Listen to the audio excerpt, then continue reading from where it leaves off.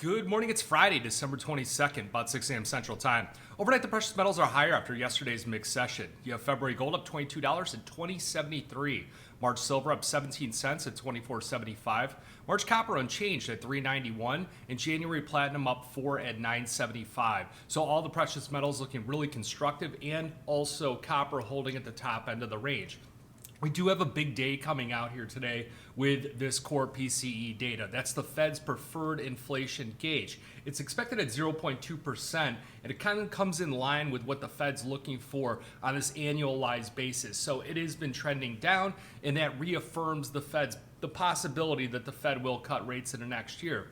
Now we're seeing a few other things happen here. We did see Nike, they were down about 11% overnight. It also had a ripple effect on other shoe companies, other sporting goods stores, things like Foot Locker, things like Dick's Sporting Goods, Adidas, and other retail type stocks. So why that's important is if you start to see them forecasting slower sales growth, then you're going to start to see the U.S. equities come down, and it reaffirms kind of this kind of soft landing towards, hey, we're coming into this slowdown. You go across the pond to the UK, their GDP, that had also contracted. And if they get two contractions in a row, that's the definition of the recession. That pulls forward when they're going to cut rates. So it kind of seems like when the shoe drops on this thing, it's going to be a race to the bottom with people cutting rates because they're going to try and prop up their economies. So you're seeing 10-year treasury yields, they're backing off, making new lows right now, 3.85%. The 30-year kind of anchored right at 4%,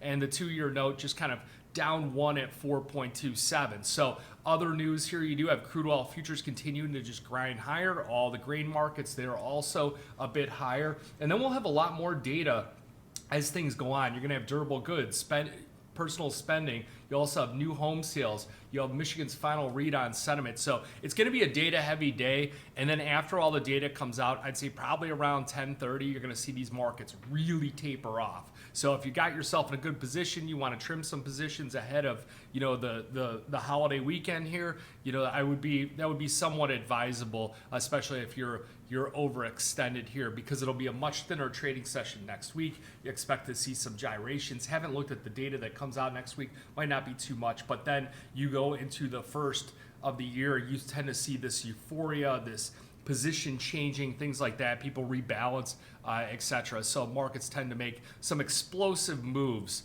right in that first week of the year. So you guys got any questions, give me a call. I'm back at the home base here. I'll be here through most of next week as well. If you got any questions, give me a call, 312-858-7303. Remember, futures and option trading does involve risk loss. May not be suitable to all investors. Good luck and good trading.